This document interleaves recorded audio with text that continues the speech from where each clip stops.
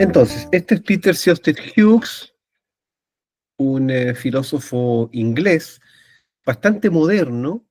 Hay por ahí una leyenda digital, diría yo, una leyenda muy postmoderna, muy postmoderna, que quiere creer que Peter Sehested representa un personaje del universo de Marvel, que es nada menos que un filósofo psicodélico, no terrestre, no humano, que aparece bueno, en estas construcciones narrativas que son tan espectaculares, son tan hollywoodenses, pero al mismo tiempo son atrevidas en términos de pensar o de atreverse a considerar cómo, eh, cómo, podría, cómo podríamos aventurarnos en términos de futuros posibles respecto de lo que va a ocurrir con los psicodélicos. Nosotros estamos hasta aquí, 2025, trabajando con psicodélicos bastante conocidos. El LSD tiene 70 años de existencia. El cannabis es una sustancia, no es un psicodélico propiamente, pero muy antigua, la ayahuasca, el DMT, en fin. Pero no sabemos qué va a ocurrir en 50, en 100, en 300, en 500 años más con sustancias psicodélicas de diseño. ¿Qué van a llegar a producir? Ahí ustedes tienen, por ejemplo, lo que intenta avisorar esta película que se llama Limitless. No sé cómo se llaman, que, ¿cómo se llama? Es de un tipo que toma una pastilla sin límite, no sé cómo se llama esa película. Toma una pastilla y se vuelve tremendamente inteligente, creativo, dinámico, en fin, muy ocurrente. Bueno, esa es una buena aproximación de lo que podemos esperar en un futuro tecnológico en que sustancias psicodélicas sigan abriéndose camino desde lo que se llama drogas de diseño, es decir, drogas especialmente fabricadas para producir específicos efectos, que seguro que existen, nosotros no las tenemos a mano, pero la leyenda nos muestra que hay cosas bien extrañas que se están produciendo. En la medida en que vayamos entendiendo cada vez más neurocientíficamente el cerebro, más fácil va a ser intervenirlo como nosotros queramos. Bueno, dicho eso genéricamente. En fin, Peter Sehested Hughes. Entonces, como filósofo, él es doctor en filosofía por la Universidad de Exeter en UK, en Reino Unido. Es un pensador que hizo una trayectoria como la que hace cualquier persona que estudia filosofía. Pasa por una licenciatura en que estudia historia de la filosofía, grandes movimientos, sistemas de pensamiento, los principales pensadores de la historia, desde los antiguos hasta los contemporáneos. También, obviamente, ve las distintas ramas de la filosofía, la ética, la metafísica, la epistemología, la axiología, la filosofía de las ciencias, la filosofía política, en fin, se van estudiando.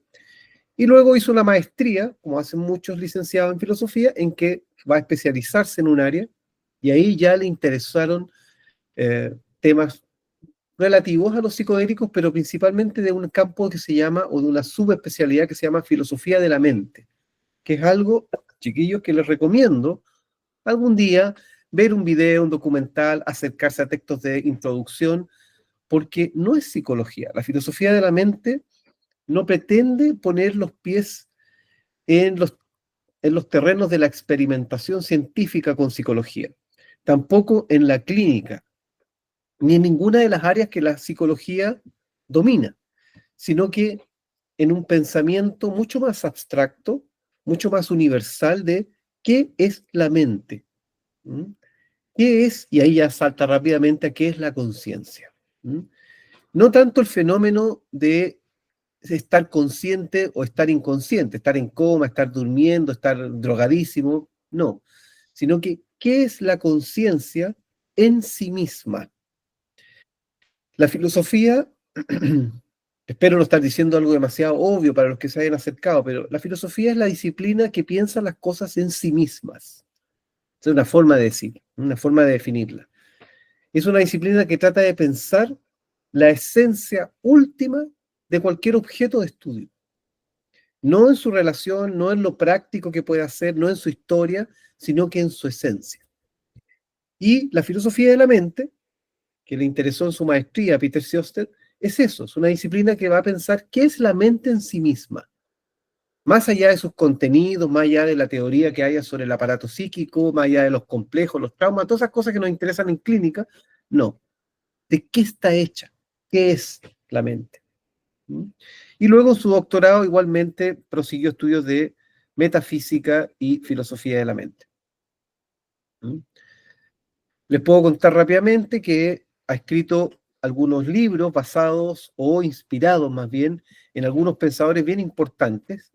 El primero de ellos que tienen aquí a la izquierda es Arthur Schopenhauer, un pensador alemán del siglo XIX, pesimista, pero como muchos pesimistas, profundamente realista respecto a la naturaleza humana.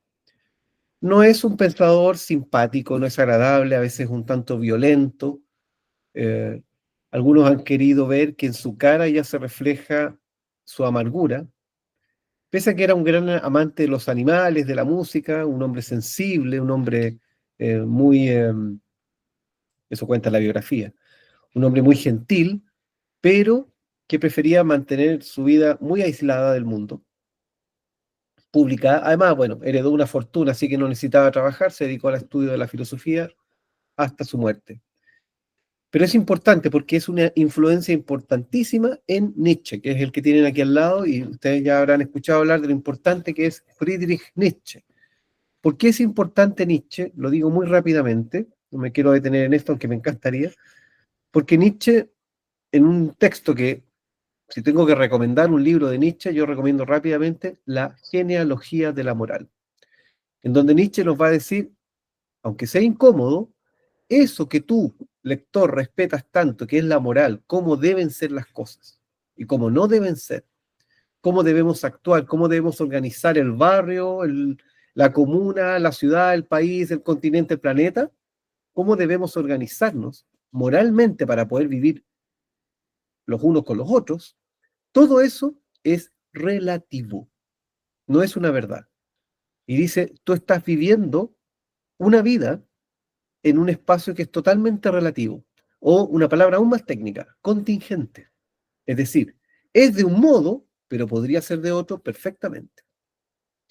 Y entonces, ¿por qué lleva hasta ahí las cosas Nietzsche? Porque nos va a decir, estás acostumbrado a vivir las cosas como te enseñaron a vivirlas, como te han dicho que deben ser, y tu mente, y los neurocientíficos dirían tu cerebro, está de tal forma adaptado a esas creencias que no vas a ser capaz de verlas de otro modo. Y te vas a convencer y te vas a bastar y te vas a incluso complacer en cumplir las reglas morales que te han impuesto desde que eras un bebé. Y te vas a morir sin pensar más allá de la moral. Y en la genealogía de la moral, genealogía, o sea, el estudio del origen de la moral, eso quiere decir, nos va a decir que finalmente todo eso es una gran mentira. Les cuento rápidamente que uno se lleva ese argumento al extremo y se encuentra con que, bueno, eso es para unas pocas personas, porque la gran mayoría no va a poder rebelarse en contra de la moral, no pueden, no quieren, y lo que es más importante, chiquillos, yo esto lo hice muy formalmente en mi juventud, eh, no es deseable. Si la inmensa mayoría de la gente estudiara Nietzsche y se lo tomara a pecho y decidieran ponerlo en práctica, nuestra civilización se cae en 2 meses. Porque tendríamos tantos rebeldes, tantos revolucionarios, tantos iconoclastas, es decir, personas que eh, atacan directamente a todos los grandes símbolos, grandes instituciones, grandes creencias de la sociedad, que el sistema se caería. Porque Nietzsche dice, cuando estudias la moral y llevas el estudio al extremo, vas a desarrollar tu propia moral, o lo que es más correcto decir, tu propia ética, convirtiéndote en una supermujer o en un superhombre. Y por lo tanto te vas a quedar solo, porque no vas a estar rodeado de superhombres y supermujeres, y vas a ser incluso atacado, vas a ser censurado, como le ha pasado a todos los grandes, que en algún momento se levantan y cuestionan todo lo que hay alrededor, y el mundo les dice, no, no, no, para con eso, que es muy peligroso romper los límites que nos mantienen ordenados. Bueno, la cosa no es tan simple, obviamente, como hacer bombas Molotov y tirárselas a la Casa de la Moneda. No se trata de eso. Pero es peligroso en cierta forma, y por eso se ha pensado que, o se ha creído que Nietzsche es un pensador peligroso. A mí, una vez en un colegio en el que yo trabajaba, en mis veintes, me dijeron terminantemente que no enseñara Nietzsche. La Universidad Católica, en su escuela de filosofía, durante años no enseñó a Nietzsche, así como no enseñan a Marx, otro gran rebelde. Entonces, bueno, son pensadores que ponen las cosas al filo, nos muestran el abismo. Bueno, enseguida a la derecha tienen a Bergson, a Henri Bergson, un filósofo francés que en mi caso personal pude estudiar solamente durante un año, pero me encanta contar esta anécdota. Íbamos a leer un libro que se llama Los datos inmediatos de la conciencia, Les données immédiates de la conscience, un libro precioso que sin embargo en un semestre leímos la mitad del prólogo, 3 páginas, y en la otro semestre la otra mitad, otras 3 páginas, porque está en la profundidad de lo que nos plantea, principalmente cómo transcurre el tiempo para la conciencia. O sea, no pretende que hablemos del tiempo real, sino que el tiempo experimentado por los seres humanos. Fíjense lo que está diciendo ahí, rápidamente. El tiempo, o mejor, como lo va a decir Heidegger, la temporalidad humana, no es más que una experiencia humana. En el universo, en gigante pensado, no está pasando tal cosa. Están pasando fenómenos de movimiento. La física y la astrofísica nos dicen, el universo se mueve, pero que esté pasando el tiempo, que haya un reloj universal y que nos diga van en este momento del tiempo, ese es un acuerdo puramente humano.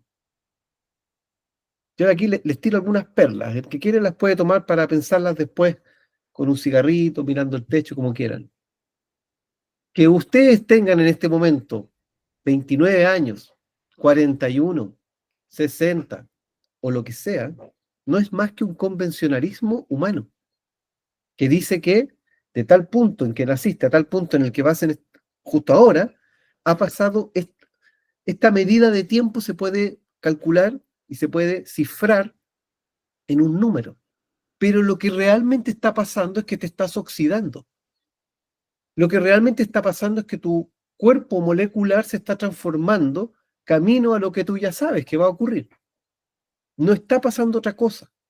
Y a eso, a esa pudrición en camino, a ese envejecimiento, a ese deterioro físico-químico, le llamamos tiempo. No es otra cosa. A esos giros que da el planeta, porque quedó dando vuelta y como nada se lo impide, la Tierra viene girando. Si tú tiras una perinola, para que digamos, porque no es pirinola, es perinola, tú dejas andando una perinola, si no hubiera fricción con el viento, con el aire que hay alrededor, esa perinola no dejaría nunca de rotar. Para que deje de rotar, tiene que haber una fuerza que se lo impida, que es el aire, que es la gravedad. Pero si tú dejas rotando una perinola en el espacio, esa perinola no va a parar nunca, jamás de rotar, porque nada se lo impide. La Tierra rota porque nada se lo impide, porque sigue una inercia hace miles de años y ya está. Lo va a hacer hasta que venga un meteorito que la golpee de tal forma que haga un spin y cambie de curso. Y a esos giros nosotros le llamamos días, meses, años, siglos. Puro convencionalismo. Bueno, Bergson se mete en ese problema y nos dice, no es más que una experiencia subjetiva. Porque en realidad lo que está ocurriendo es que tú ves el mundo en un proceso. Es un proceso de cambios físicos, químicos, biológicos, todo lo que quieras. Pero no está pasando algo así como el tiempo. Lo que pasa es que entre una parte del proceso y otra, y otra, y otra, y otra, y otra, decimos que hay una temporalidad. Pero lo que realmente está ocurriendo no es que haya tiempo, sino que hay un proceso. Guarden eso, importante. Y por último, Whitehead, de los 4 es el que yo menos conozco, es un filósofo inglés que justamente va, entre muchas cosas que va a estudiar durante toda su vida, estudia la noción general de proceso. ¿Mm? Todo está en transformación permanente. Whitehead nos va a decir, todo está en movimiento, nada se queda quieto, La quietud misma es un proceso. Todo está en combinación, en interacción, lo uno con lo otro. Nada, mantengan esta tesis simplemente, nada actúa por sí mismo, nada actúa de manera independiente, todo está interrelacionado con todo. Bueno, estoy resumiendo obviamente en algunos eslóganes prácticamente, una filosofía que claramente es más compleja que eso, pero nos sirven algunas de esas premisas. Aquí tienen los 3 libros, yo tengo el primero y el tercero. El segundo, me van a creer ustedes que lo compré en una librería en Inglaterra, lo mandé a traer, y se les perdió, y nunca me respondieron, y no lo tengo. Pero bueno, ya lo tendré de nuevo. Y lo perdí nomás. Numenatics y Mode of Sentence. Es bien interesante el título del primero. Noúmeno es la palabra contraria a fenómeno. No se ocupa mucho porque es una palabra muy técnica de la filosofía. El fenómeno, literalmente en griego, fenómenos, del verbo phainestai, significa algo que es puesto a la luz, algo que se manifiesta, algo que aparece. Y el noúmeno sería algo que nunca aparece, que siempre está recubierto por el fenómeno. Uno ve las cosas, uno dice el dicho ese, uno ve caras y no corazones. Bueno, las caras serían los fenómenos, los corazones serían los noúmenos. Es bien interesante que hable de la noumenática, así lo tendría que traducir, porque nos va a decir, ¿qué hay detrás? Típica pregunta del filósofo. ¿Qué hay detrás de la apariencia? ¿Qué hay detrás de lo que parece ser de un modo? O más importante, ¿qué sostiene los procesos que veo en mi entorno ocurrir? No vamos a alcanzar a responder eso, pero la sola pregunta ya es una experiencia. Bueno, ¿qué es la filosofía psicodélica? Hasta aquí, y por supuesto que se podrían decir muchas cosas más, pero déjenme plantearles algunos puntos. Una exploración de los estados modificados de conciencia como fuentes de conocimiento. Muy sencillo. Es decir, que los EMC, que claramente distorsionan nuestro pensamiento, nuestra sensibilidad, nuestra percepción, pudieran ser acceso legítimo a un tipo de conocimiento diferente. ¿Es eso cierto, no? Fíjate que, mira, esto es lo que quiero que observen. El psicólogo, el psiquiatra, el antropólogo o cualquier psicoterapeuta que trabaje con psicodélicos se salta esta pregunta. ¿Por qué? Porque no tiene tiempo, porque no es su trabajo, porque no lo contratan para eso, lo contratan para intervenir en un proceso mental, a nivel de los contenidos, a nivel de su estructura, no a nivel de la esencia. La gente no viene a terapia a preguntarse por la esencia de su existencia. Algún volado alguna vez te hace esa pregunta y uno se entretiene mucho, pero en general la gente es bastante más egocéntrica y narcisista y vienen a preguntar por sí mismos. Es decir, yo vengo acá a terapia porque no sé qué diablos pasa, que no logro olvidar a mi padre, que falleció hace tantos años, y no fue ni una maravilla, pero no dejo de recordarlo y ya es una cosa molesta porque a veces me invade y lloro y me duele que no esté, y ya van a ser 13 años y me gustaría saber qué diablos pasa. O sea, esta persona no viene a preguntarse por la naturaleza de su mente, sino que por la naturaleza de un contenido de su mente. Y eso es lo que hacemos los psicoterapeutas, trabajamos con los contenidos de la mente, con sus lógicas internas, no con la esencia de la mente. Entonces la pregunta filosófica es, esas cosas que se producen a nivel cognitivo durante y después de un estado modificado de conciencia inducido por sustancias o por psicodélicos, ¿qué son? ¿Mm? ¿Son espejismos que hay que tomarse muy poco en serio? ¿O son objetos de la conciencia modificada que vale mucho la pena investigar? ¿Hay que explorarlos o no? Después, es una reflexión sobre la mente, el ser y la percepción más allá de lo ordinario. Sabrán que en este sentido está dicho como lo convencional, lo consuetudinario, en el sentido de hay una percepción muy ampliamente investigada, hay una mente que ha sido abordada por distintas teorías psicológicas, psicoanálisis, teoría sistémica, cognitivismo, en fin. El ser lo dejo aparte porque ahí ya entra lo filosófico. ¿Mm? ¿Qué es todo esto en sí mismo? ¿Qué es más allá de estas construcciones científicas que se han hecho durante el siglo XIX, XX, XXI? ¿Qué es eso? ¿Hay algo? O quizá incluso no hay nada. Y se podría preguntar eso. Y por último, los psicodélicos como herramientas filosóficas para cuestionar la realidad. Muy en relación con lo anterior, pero abiertamente hablando de los psicodélicos. Ahí está afirmado, pero podría ser una pregunta más bien. ¿Pueden ser herramientas filosóficas? Ciertamente que van a ser rechazadas, impugnadas por todo un sector de la academia que va a decir, no, no, no, ya, eso ya es demasiado, demasiado chacotero, juguetón, ilegítimo. Es decir, que filósofos ahora se drogan para filosofar. Lo que están perdiendo de vista es que probablemente ya Platón se drogó tomando el Kikeon. O sea, si ustedes ponen Platón, Kikeon, lean esa historia de cómo Platón accedió a los misterios de Eleusis, que no sabemos muy bien qué hacían dentro del templo, pero sí sabemos que tomaban el Kikeon, que es algo así como una pócima, como una ayahuasca griega, ¿m? Que producía ciertos efectos, ciertos EMC, que iniciaban al adepto, así se usa, ese es el término, al adepto, aquel que se interesa y que entra en estas doctrinas mistéricas, doctrinas del misterio, de los misterios de la naturaleza, y que solo pasando por ese umbral químico se inauguraba un nuevo campo de saber. Ya Platón lo hizo. ¿Mm?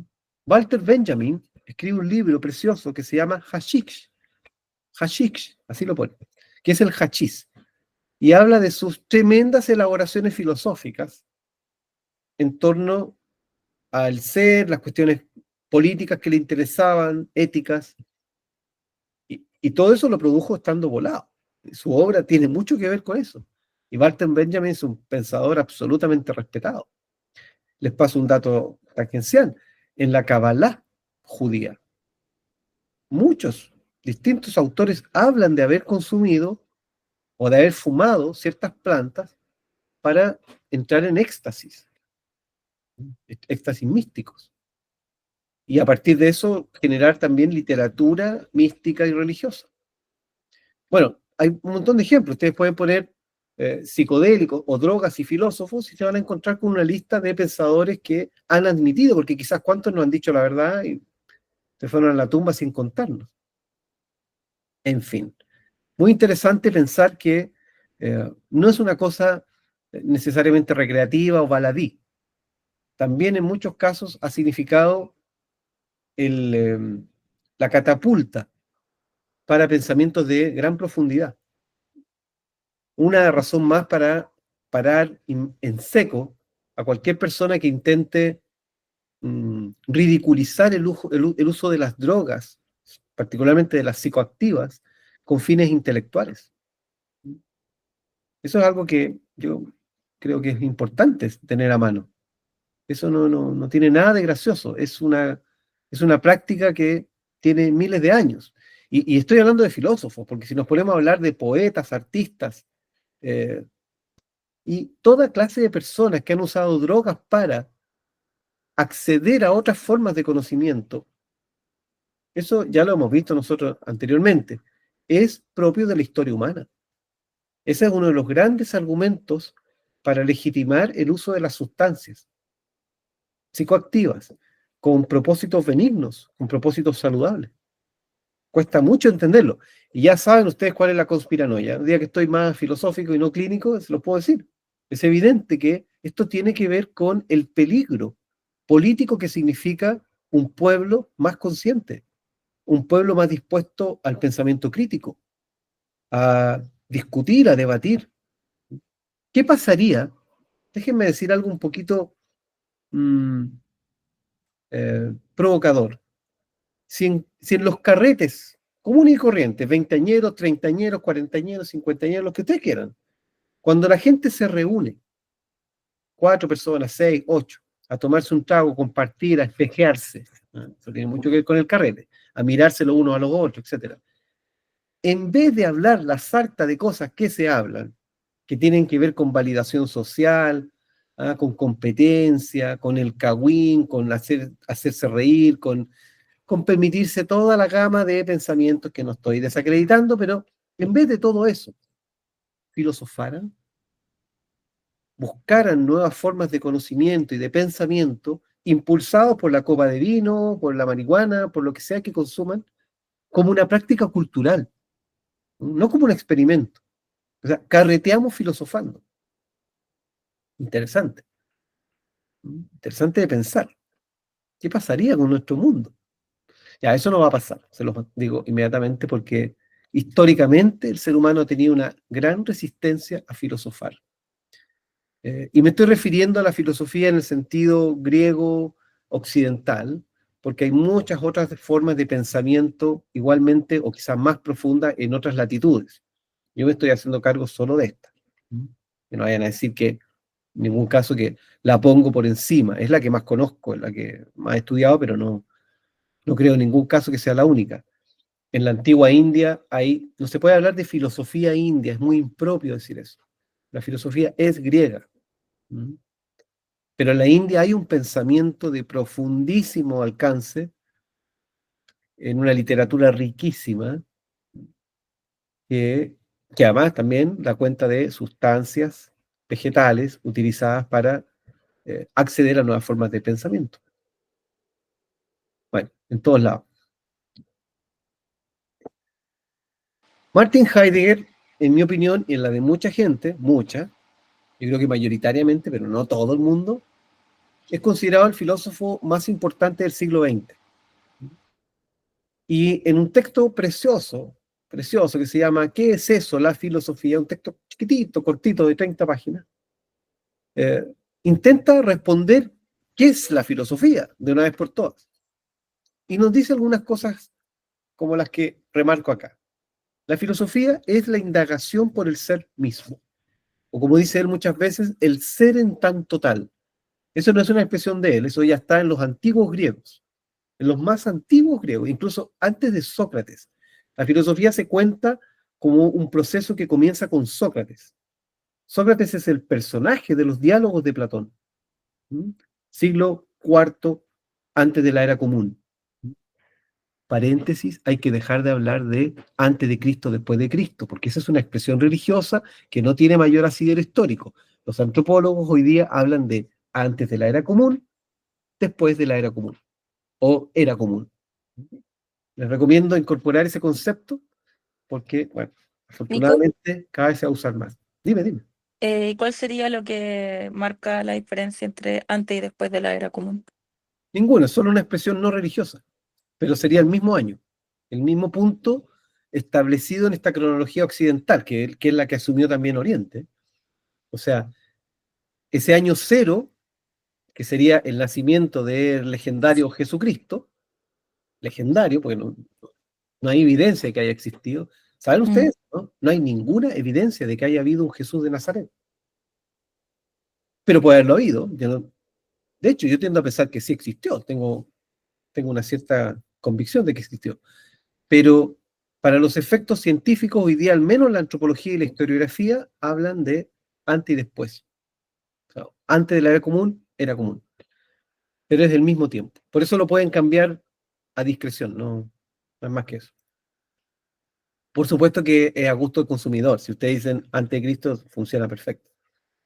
Bueno, mucho antes entonces, muy tempranamente, ya se hablaba de la filosofía como la exploración, el estudio, la investigación, etcétera. Todos esos verbos, pero lo importante es del ser mismo, lo cual ya es un problema porque todas las cosas son. Esta tijera es, yo soy, ustedes son, este planeta es, el universo es. Pero ¿qué es eso de ser? Es una pregunta puramente filosófica. Dense cuenta de una cosa muy sencilla. Ninguna otra disciplina se pregunta de esta forma por el ser. Heidegger dice por ahí, quizás la poesía, quizás la teología, que las pone por encima, ojo, no dice quizá ellas también, no, no, no, quizá allá arriba los poetas y los místicos también están intentando explorar el ser. Pero acá abajo nosotros, más mundanos, los filósofos, que nos tomamos una tacita de café, que vivimos con los pies en la tierra, ciertamente que estamos abocados a el ser mismo. ¿Qué es una manzana en sí misma? ¿Qué es el amor en sí mismo? ¿Qué es la muerte?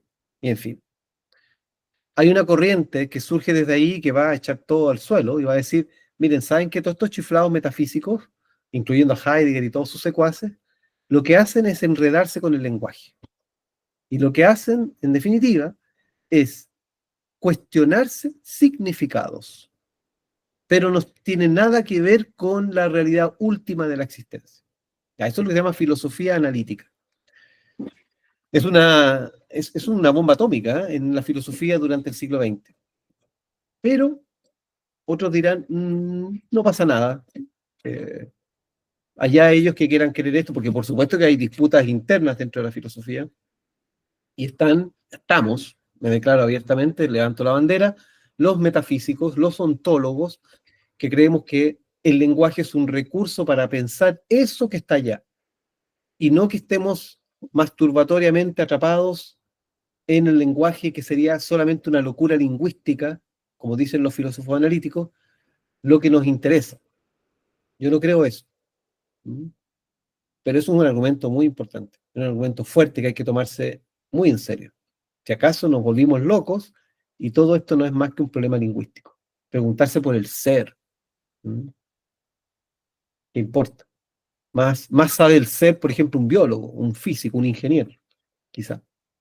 Bien, porque Heidegger lo que quiere hacer es que ni siquiera es el ser en total, lo piensa, lo menciona muchas veces, pero lo que le interesa es el bicho humano, que es un ser entre todos los que hay, cuya naturaleza le parece profundamente intrigante, como a todo filósofo, pero también como a todo antropólogo, a todo poeta, a todo psicólogo, etc.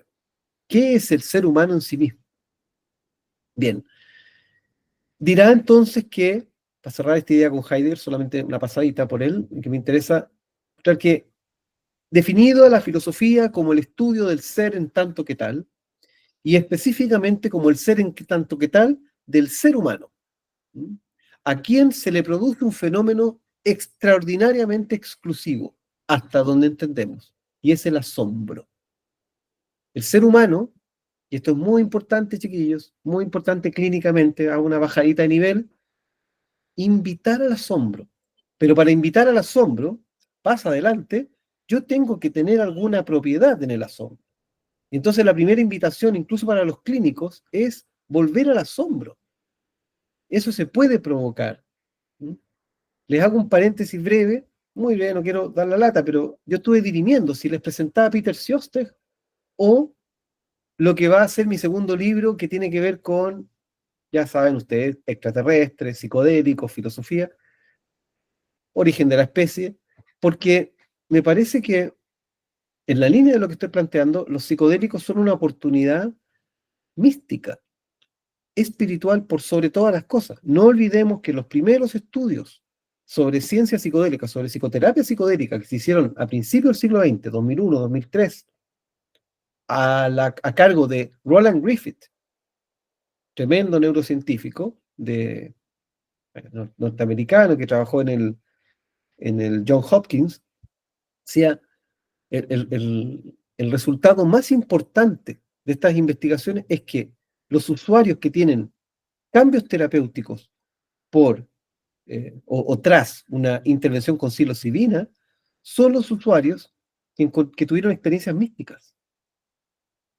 Es decir, que si ocurre un evento de características trascendentales, místicas, filosóficas, religiosas, o, como a veces se dice, hiperconectivas, en que se descubre que todo está conectado con todo, cosa que a todos nos ha pasado un poco. Ustedes mismos lo hablamos durante el año, las experiencias que tuvimos. Todos ustedes dijeron en algún momento, algo en ese orden, porque no tiene por qué ser exacto. Pero nos pasa algo con la psilocibina, con el LSD, con otras sustancias. Cuando ocurre eso, se produce una transformación subjetiva. Ya sabemos que el gran desafío clínico, para dejar este nivel y para volver al filosófico, el gran desafío clínico es que la integración pueda sostener algo de eso. Y ahí tenemos problemas con los terapeutas si los terapeutas no han ellos mismos hecho un camino de investigación personal. No tienen que volverse místicos ni mucho menos, pero que eso quede atendido. Porque ¿qué pasa si el resultado científico en PAP, psicoterapia asistida con psicodélicos, es que el evento hierofánico, teofánico, epifánico, ¿qué quiere decir todo eso? Eventos en los que parece que se manifestó algo de naturaleza extraordinaria, no es tomado en cuenta, o sea, el terapeuta va en contra de la evidencia científica, se nos puede caer todo el proceso. O, peor aún, puede viciarse. ¿Qué pasaría con un terapeuta psicodélico profundamente ateo, ajeno a todas estas temáticas y además al cual le produce repulsa hablar de estas temáticas? Dice que no tienen nada, que estas son chifladuras, metafísicas, etcétera.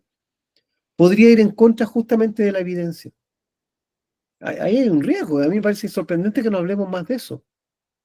Yo lo planteé alguna vez en redes sociales, la verdad que nadie me pescó, ¿eh? Teniendo 4.000 seguidores, o sea, nadie me pescó. ¿Por qué no vamos directamente a producir estos fenómenos, a investigarlos como terapeutas, como comunidades interesadas? ¿Por qué no lo estamos haciendo más?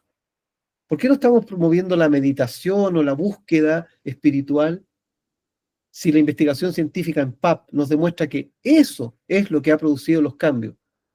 ¿Ah? Y que el psicodélico ha sido un umbral para que se produzcan. ¿Por qué no lo estamos haciendo? ¿Por qué no hablamos más de eso? Pensémoslo. Es curioso. Hoy día, Christopher Timmerman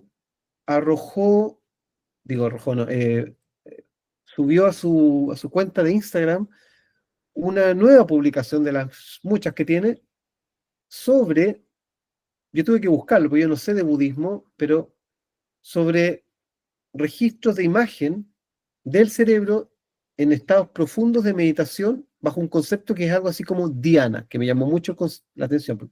Dhyana con HY. Y que sería en el budismo, no sé, Paula, si estás escuchando y nos puedes decir algo de esto, quizás tú sepas, en el budismo Theravada, creo, algo así. Discúlpeme la ignorancia, pero es que no, Theravada. Theravada, que habría un estadio de tan profunda inmersión meditativa en que ya no habrían, por ejemplo, por lo que estuve leyendo, correlación causa-efecto, correlación entre un objeto y otro, en que el meditador alcanzaría a estar tan profundamente abocado a un solo objeto que no existiría nada más. Y existen dhyanas que pueden practicarse dentro del budismo para ejercitar esto, a través de mantras, decía, visualizaciones de objetos, y no sé qué otras cosas más. Bueno, están haciendo ahora estudios de imagen cerebral, esa es la publicación que presentaba Timmerman hoy día, de cómo ahí habría posibilidades de generar estos efectos psicodélicamente. O sea, fíjense para dónde va la cosa, psicodélico y espiritualidad. Entonces, ¿por qué nos concentramos tanto en el psicodélico cuando en realidad lo que el psicodélico, muy humilde, calladito, si es un honguito, es una pastillita, es una cosa muy pequeña, es una molécula insignificante, nos viene a decir, oye, yo soy el mensajero y les vengo a decir que hay mucho más, tal como lo dice la filosofía? Es como, yo haría esta analogía para ya superar este punto. La filosofía dice, los libros de filosofía que son tan terribles son solo un medio de paso para la experiencia filosófica que viene después y que no tiene que ver con los libros de filosofía, como muchas cosas en la vida. Bueno, déjenme avanzar. Esta es una imagen de Alex Gray, para terminar las clases hoy día, con este pintor, este artista norteamericano que bueno, que ha ilustrado tantas escenas psicodélicas. Para presentarles 3 ideas fuertes en Peter Sjoste Hughes. La primera, este concepto que es un mind-blowing, es una idea realmente colosal. Panpsiquismo. Se usa panpsiquismo así, creo que hay que escribirlo con M en español, pero lo voy a mantener así para que se note la etimología de pan. Ustedes saben que la N y la P no se juntan en español, tiene que ser MP. Ya, fuera de ese toque ortográfico, el pan significa todo. Alguna vez en clase les conté rápidamente la historia del dios Pan, es muy bonita. El dios Pan, el dios del todo, el dios griego que moviliza todas las fuerzas. Bueno, de ahí viene panacea, panamericana, panóptico. Pan significa todo. Entonces, panpsiquismo vendría a ser algo así como todo es psíquico. ¿Y por qué es una idea colosal? Voy a desarrollar a partir de aquí, pero no pasarme mucho. Quiero dejar un ratito para que comentemos y nos despidamos. Con penita, espero. Aunque, bueno, digo inmediatamente, chiquillos, que para mí dar estos cursos siempre tienen un fuerte impulso hacia crear una comunidad reflexiva, una comunidad racional, pero también espiritual. Yo espero que esto sea una semilla, que estos diplomados, incluso lo que les voy a contar un poquito más adelante, que voy a seguir haciendo, junto con otras personas, obviamente, es con ese propósito, es con el propósito de mantener una comunidad, que no significa que seamos amigos, ni mucho menos, que podamos consistir, que podamos ser un espacio de recursividad grupal. Incluso como lo hablamos en algún momento, ante adversidades que podemos encontrarnos todos. Ya sabemos que eh, tenemos enemigos naturales. Por ser psicodelistas, inmediatamente no somos lo que otros son, inevitablemente. Bueno, vuelvo. Panpsiquismo. Entonces, esta es una idea fuerte de Peter Sjoste. La conciencia como una propiedad fundamental del universo. Aquí, antes de saltarnos esotéricamente a pensar algo como que el universo es una gran mente, que puede serlo en un lenguaje, filosóficamente hay que ser un poquito más fino. Aquí en blanco les pongo como yo lo explicaría de la manera más sencilla, sin perder el asunto. Todo es psíquico. Olvidémonos de Freud, olvidémonos del psicoanálisis, no es psíquico en ese sentido. Todo es psíquico en el sentido en que todo es relacional. Casi pongo ahí conectivo. Todo se contacta con lo otro. Y ahí hay que detenerse. Y ahí vuelvo a Heidegger. Todo ente es lo que es. Ente es el aire que estamos respirando, ente es cada molécula que constituye la materia, ente es el sistema solar total y toda su masa, ente es un pensamiento. Algo va a ser ente si uno responde sí ante la pregunta, ¿eso existe? Si yo respondo que sí, no importa si existe de una manera rara, extraña, acuática, lo que sea, si existe, es un ente. Existe, es de alguna manera el mal gusto de entrar a un restaurante y que la comida esté mala. ¿Existe eso? Sí, obvio que existe. Mucha gente dice, ya, entonces es un ente. ¿Existe un grano de arena triangular en alguna playa del mundo? Si existe, si eso se encuentra, si eso realmente es un ente. Ente es lo que es, no importa de qué forma. Luego, todo ente, dense cuenta, en el universo en total, tomando en consideración la representación que queramos hacernos del universo en total, todo ente propio de este sistema está eh, conectado o al menos coexiste con otros entes. Ningún ente vive o existe de manera aislada. Vive impropio, ¿cierto? No, existe de manera aislada. Todo ente está siempre imbricado, conectado, relacionado con otros entes. ¿Ya? Sostengamos esa premisa por un momento. Porque esa conexión en este concepto va a considerarse psíquica. Pero ya psíquica, y aquí mira qué choro esto, a falta de una mejor palabra. ¿Mm? No es mental, no tiene que ver con el aparato psíquico, no es psicodinámica, nada que ver, sino que psíquico en el sentido de, ya lo voy a decir un poquito más allá, conectivo. Y ese contacto entre un ente y otro, entre cualquier ser y otro ser, implica una forma de salir de sí hacia el otro. O sea, con nosotros es muy fácil. Con un perro, con un gato, con una polilla, es muy fácil. La polilla se conecta con el mundo, con otras polillas, con el aire que respira, con los alimentos que come, con la ampolleta a la que va a dar y se da un golpetazo.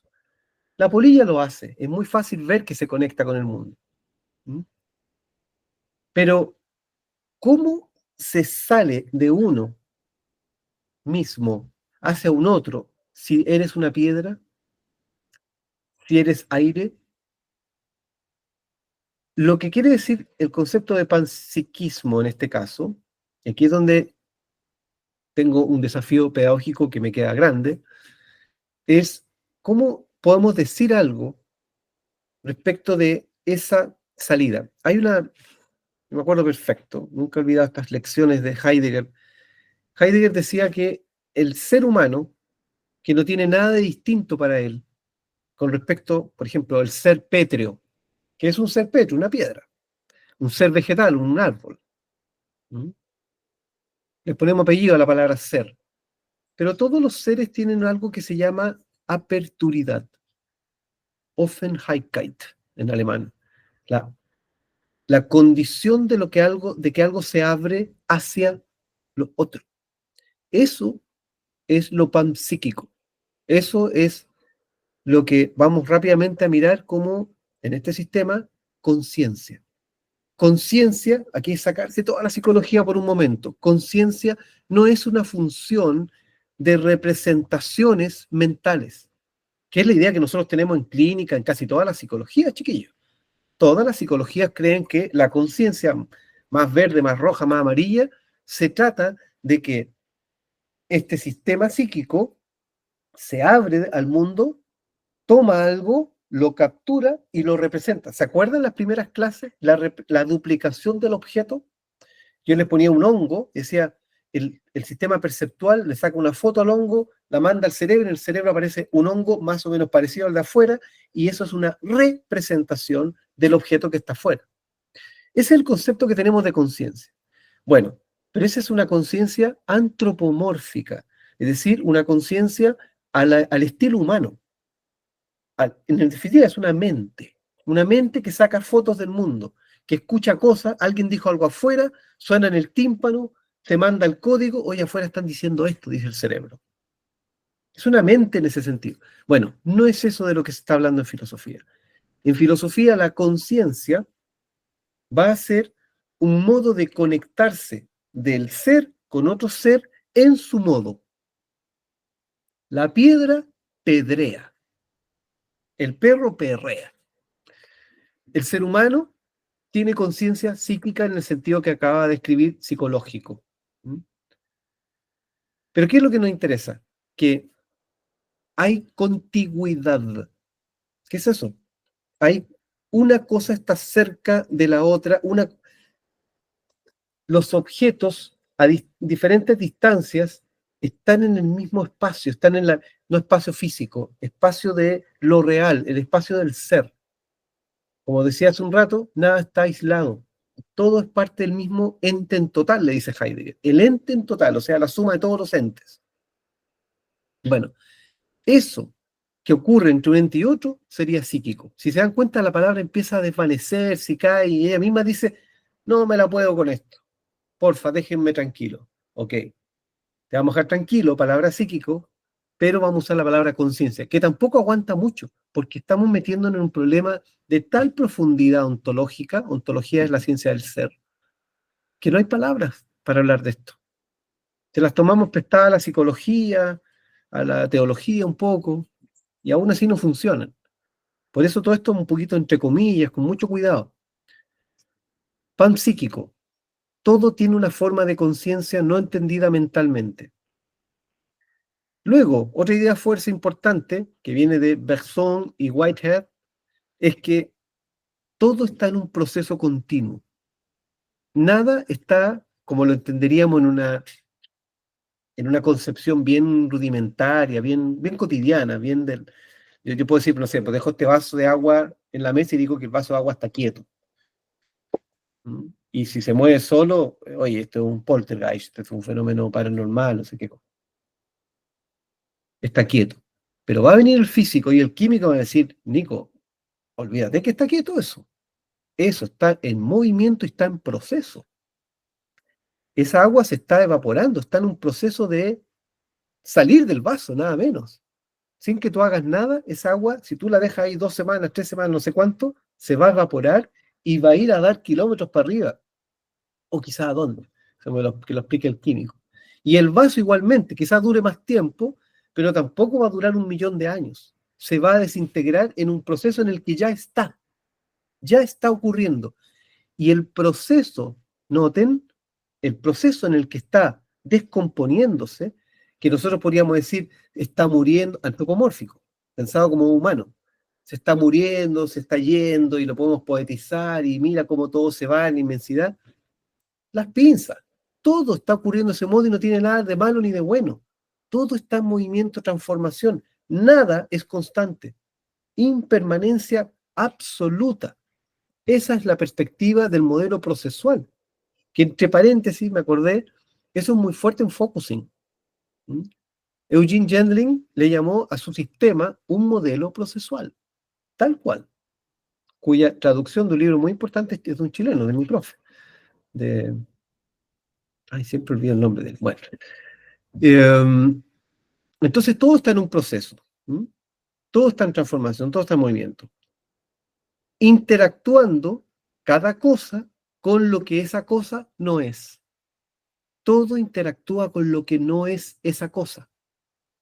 Para que el agua del vaso a lo largo del tiempo vaya evaporando, tiene que interactuar con el medio ambiente.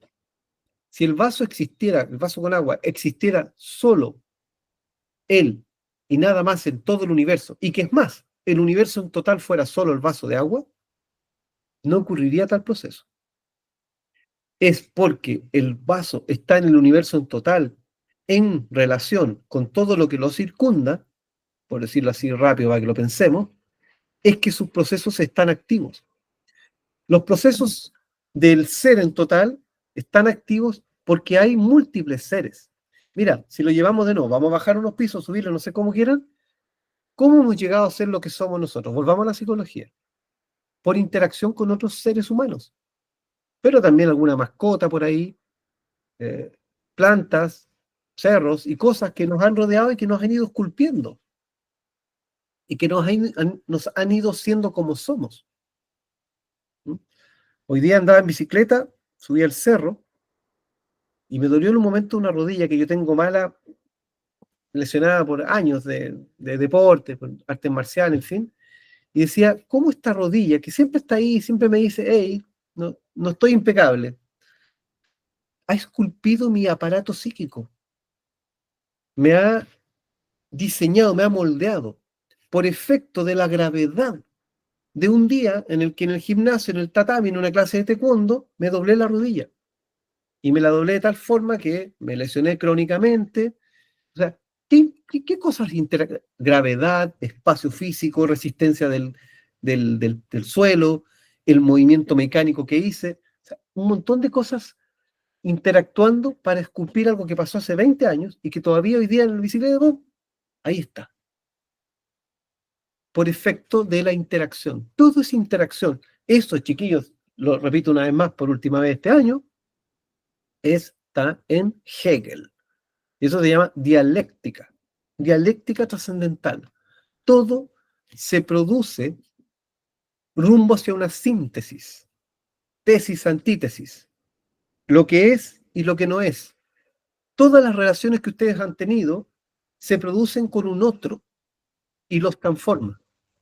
Amigos, parejas, colegas, familiares con los que han interactuado y actuarán en el futuro, los van a transformar a ustedes y ustedes a ellos.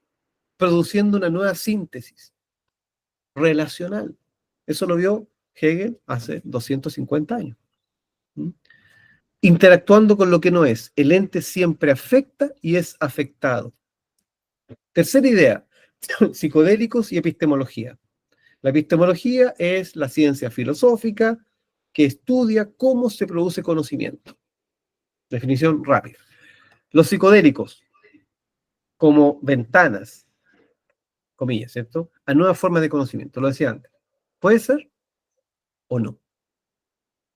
Los ENSIP, estados modificados de conciencia inducidos por psicodélicos, ¿podrían ser o no ser medios de acceso a otros modos de pensar el ser? Lo dije como interrogando, pero en realidad es una afirmación. Podrían ser, ¿cierto? Pero, ¿son legítimos? ¿Cómo saber que lo son? Esa es una pregunta que no podemos abandonar. No podemos entregarnos a la creencia, a menos, chiquillos, que ustedes decidan irse por el chamanismo, decidan irse por una orientación religiosa, por un esoterismo, en donde la causalidad no tiene que ser estricta. Esto es porque sí y produce este efecto porque sí. Eso en otras formas de pensar, que son legítimas, que son humanas, es aceptable. No, no, mira, tú pones una vela roja, le cortas un poquito por el lado, le clavas una tijera, le disparas un poco y se te va a ir. ¿Por qué? No, no, hazlo, es así. Así va a pensar cierta forma de brujería. No hay causalidad, pero en psicología, es decir, la ciencia de lo mental, volví a la psicología, las cosas tienen que tener una explicación causal lógica, hasta donde nos da el cuero, porque obviamente hay cosas que no entendemos. Muchas cosas no entendemos del aparato psíquico. ¿Mm? Pero por lo menos le vamos a poner resistencia a llegar y creer. ¿Por qué las cosas son de una manera y no de otra? ¿Mm? Bueno, acá tenemos tres ideas fuertes. Entonces, psicodélicos y panpsiquismo. ¿Por qué vamos llegando a este punto? Porque en la experiencia psicodélica, pensemos en nuestros pacientes, pero también usuarios recreativos, ocurre que la gente tiene experiencias extrañas, ¿no? Y relatan que, no sé, yo he escuchado cosas como esta, por ejemplo. Yo era un poco la cosa que estaba ahí, pero yo miraba desde acá que yo era lo que estaba ahí. Entonces, ¿tú dónde estabas? ¿Estabas acá o estabas allá? No sé, pues eso es lo extraño, por eso mi cabeza no se la podía y de pronto, ¡pum!, y después me iba por otro lado, y iba cayendo por un tobogán que caía, pero en realidad subí, y así. Y el lenguaje empieza a debilitarse y no logra explicarse. ¿Mm? Eh, Uno se siente, déjenme usar esta palabra nueva, yo soy adicto a las palabras, infacundo. Encuentro muy bonita. Incapaz de encontrar las palabras para decir algo. ¿Mm? Me sentí infacundo. ¿Mm? Respecto de lo inefable, de eso que no puede ser dicho, que no puede ser descrito. Bueno, todas esas experiencias que podrían ser muy indescriptibles, extrañas, ¿cierto? Extravagantes, podrían recibir una nueva observación panpsiquista, en donde ya no se trata tanto de definir si eso es cierto o no es cierto, sino que se estaría expresando un modo de conectarse. Ya hemos establecido, ¿cierto?, que hay una conexión inevitable, que todo es un constante proceso de comunicación entre los seres, en que el psicodélico, por su naturaleza distorsionadora, amplificadora, catalizadora, expondría un modo de relacionamiento con lo otro, igualmente legítimo que este que nosotros consideramos invariable y además estándar del pensamiento humano. Entonces, si yo les pregunto, por ejemplo, chiquillos, ¿qué hora es? ¿Dónde están ustedes? Estamos todos en Chile. No sé si está la Claudia desde México, pero ¿qué hora es? Son las 20:14. ¿Mm? Y estaríamos todos de acuerdo. A eso le llamamos un pensamiento estándar. ¿Por qué son las 20:14? Porque hemos hecho un acuerdo. Pero esto es tan subjetivo y aún así recubierto o admisible por el panpsiquismo, que podría ser una lógica completamente diferente, pero no por eso delirante. ¿Qué es lo que va a decir la psiquiatría o cierta psiquiatría? No, no, no, eso si tú te metes un LSD, acuérdense del origen del uso, ¿no? La búsqueda de comprender la psicosis, por eso se le llamaba, ¿cómo era el término? ¿Se acuerdan, no? Psicotomimesis. Psicotomimesis. O sea, un fenómeno que imita la psicosis. Para eso le interesaba a la psiquiatría el uso del LSD, para entender la psicosis psiquiátricamente. Después se abrieron otras aristas del asunto. Que estemos pensando algo de lo real, dicho lacanianamente, de manera diferente, pero no ilegítima. El problema mente-materia, inaugurado por Descartes en el siglo XV, se disuelve. Si todo es psíquico en el sentido de que todo es conectivo, en que la materia también es psíquica, no como que sea... No estamos diciendo acá que estos objetos sólidos no lo sean, pero este objeto sólido, y hasta incluso la física cuántica lo dirá, no es tan sólido. Es sólido para tu dedo bruto, pero hay partículas de polvo que son tan ínfimas que son capaces de atravesar el vidrio. Esto no lo estoy inventando en este momento, esto lo han dicho físicos. Tan pequeñas que se cuelan entre los recovecos de la materia. Y ni siquiera hemos llegado al plano más minúsculo concebido de la materia, en donde la materia ya no es material. ¿Sabían eso, no? Lo han visto en los documentales de rigor. What the bleep you know. Vean ese. ¿Qué diablos sabes tú? No sé cómo se traduce, pero es súper famosísimo. What the bleep you know. La materia, al final de cuentas, en su reducción teórica, por supuesto, última, no es material, no es física, no es sólida, es estocástica, es azarosa, es improbable. Es una locura, no, literalmente, está loca. Está pasando una cosa, pero podría pasar en el mismo momento otra. No me voy a dejar llevar por eso, porque soy absolutamente incompetente. Pero para mostrarles que esto de decir que lo material no es material, no es ninguna chifladura. Y entramos acá desde lo filosófico, desde el panpsiquismo, para decir, en realidad, cuando decimos psiquismo, no estamos pensando en psicoanálisis o en cualquier teoría psicológica, sino que en el hecho de que hay una interacción entre una cosa y otra siempre. ¿Mm?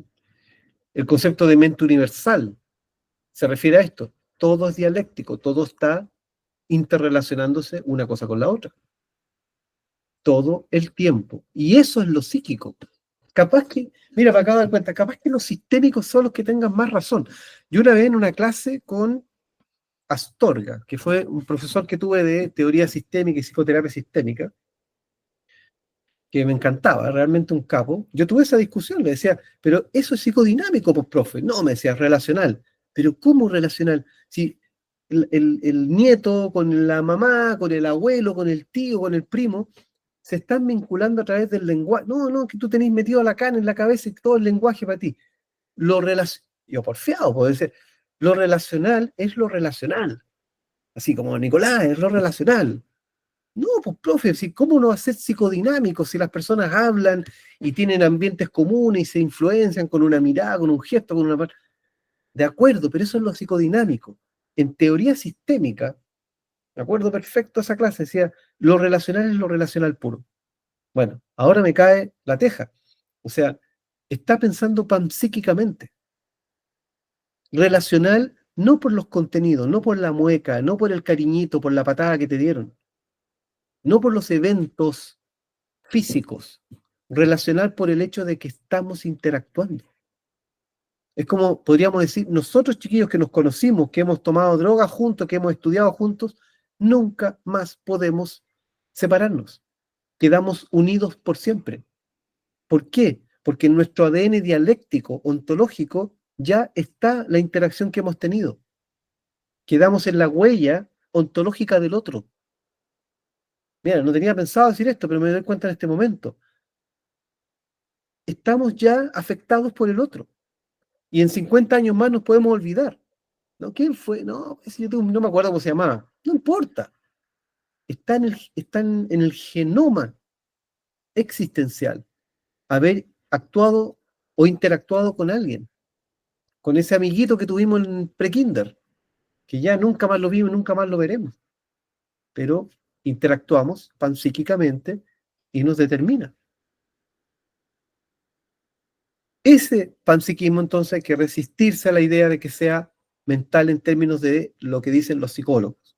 La mente no es otra cosa que el modo como el ser humano se relaciona con lo otro que él no es. Léanlo con cuidado. A escala antropomórfica. La piedra, el delfín y la galaxia, por decir cualquier tontera, hacen lo mismo a su modo. La piedra también se relaciona con el resto del mundo. Casi podríamos decir, tiene derechos, tiene su naturaleza. Oye, esto es muy lindo, puede ser hasta místico. Todo tiene su lugar interactivo, todo el tiempo. 3 ideas fuerza para terminar. La conciencia no emerge de la materia compleja, como lo cree la neurociencia, que meta al estudiar el cerebro y los cerebros de otros animales y llevan 50 años y todavía no encuentran cuál es la interfaz. Ahí está David Chalmers, que para mí es un grandote, un neurocientífico australiano, que se ha enfrentado a lo que se llama la pregunta difícil de la conciencia. ¿No? ¿He escuchado hablar de eso, no? El gran problema de la conciencia, el problema difícil, que es cómo se produce ella misma, la conciencia, en sí misma, no desde el punto de vista psico o neurobiológico, en que si a una persona le cortamos la cabeza sabemos que ya es inconsciente, o que si una persona, no sé, que entra en coma, no sabemos, pero parece ser que está inconsciente, o una persona que está durmiendo, ya ahí el psicoanalista dice, a ver, cuidado, cuidado, ¿eh? Pero no está consciente. Uno puede pasar por el lado, uno hasta le puede hablar a una persona durmiendo y puede que no despierte. Pero bueno, el supuesto de la neurociencia es que se va a llegar a entender el cerebro de tal forma que vamos a encontrar cómo el cerebro produce ese efecto que se llama conciencia. El panpsiquismo dice, no pierdan el tiempo, chiquillos. No pierdan el tiempo, porque lo psíquico, lo panpsíquico, es una condición ontológica del universo. No un fenómeno biológico, químico, de unas chispas que se producen en la bóveda craneal y que despierta y nos dice, oh, soy el Nico. No, no, no. Ese es un contenido. Déjenle ese tema a la psicología. No, la conciencia entendida filosóficamente es algo que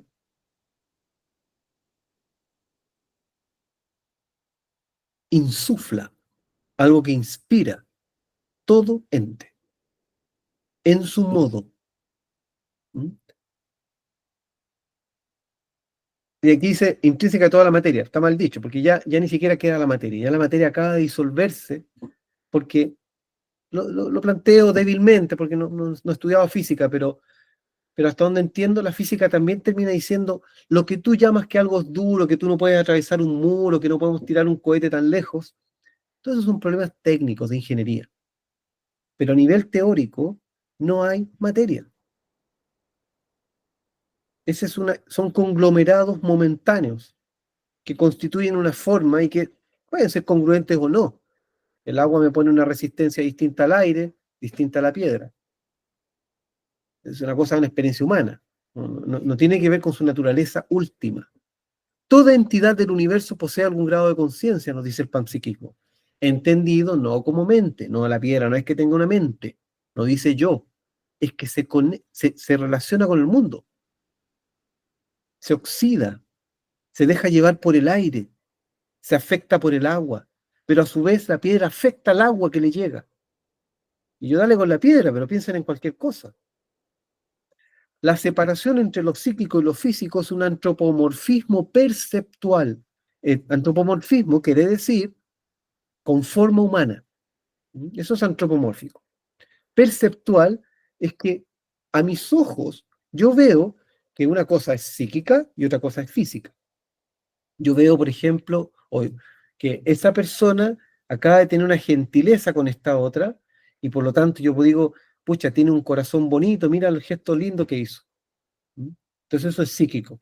Y luego está lo físico, en que pasa algo de cualquier naturaleza física, más fácil de describir. Bueno, todo eso es un antropomorfismo. Es en mi, pues, déjeme decirlo así, en mi muy, muy modesta, casi insignificante experiencia humana, lo veo porque hasta ahí me da mi capacidad. Pero ¿qué es lo que está ocurriendo? Nos dice Pansy Kim. Interrelaciones. No las pensemos más humanamente para hacer este ejercicio intelectual, por supuesto. Cuando ya volvamos al consultorio a atender pacientes, bueno, vuelve a ser psicólogo. David Chalmers soluciona el problema difícil de la conciencia. Así se le llama, ¿eh? El problema difícil de la conciencia, un clásico. El panpsiquismo intenta resolver el problema, cómo surge la experiencia subjetiva, eso que yo experimento individual, esto está en Descartes. O sea, cogito ergo sum, yo pienso, yo existo, yo me doy cuenta de que tengo una subjetividad, a mí no me pueden decir que yo no existo. Hay una psicosis bien grave que consiste en creer que uno está muerto, que uno no existe. Pero fuera de esos loquitos, en general, todos nosotros tenemos la experiencia de segura de yo existo. Puedo estar mal de la cabeza, puedo estar deprimido, puedo estar contento, todos esos estados, pero de que existo, existo. Solo con pensar me doy cuenta que existo. Bueno, ¿esa experiencia subjetiva surgió de lo corporal? Pregunta la neurociencia que enfrenta el problema difícil. Bueno, el panpsiquismo va a decir no. La conciencia es fundamental, no necesita explicarse como algo que emerge de lo físico, donde conciencia es la mejor palabra que hemos encontrado para referirnos a esta relación existencial. Esta charla de TED es bien buena de Peter Sjöstedt, se la recomiendo. Cortita, pero muy buena. Crítica al reduccionismo materialista que supone que el cerebro es la base de la conciencia. Ese es el reduccionismo materialista neurocientífico. Los psicodélicos desafían el paradigma tradicional científico. ¿Por qué? Porque todos hemos tenido con psicodélicos la pregunta, cuando la experiencia tiene este cariz, la pregunta de, ¿estoy alucinando? ¿Estoy delirando? ¿Estoy fantaseando? ¿O estoy mirando y alcanzo a pescar un filamento de esa realidad diferente? Y aquí hay hoy una cantidad de testimonios fascinantes. Leer Jeremy Narby, antropólogo que estudió en Taquihuasi, cuando le preguntan a los nativos, ¿cómo cacharon ustedes que mezclas esto que está aquí con lo que está allá, con lo que está allá, lo juntas, lo hierves 24 horas, te lo tomas y viajas?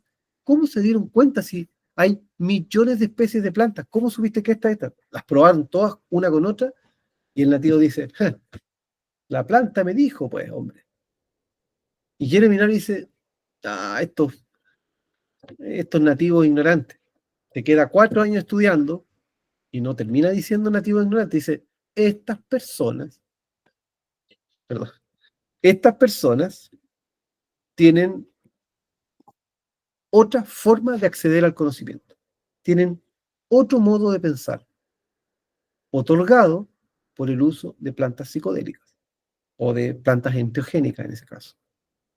Igual la pregunta va a quedar siempre dando vuelta de huevo gallina.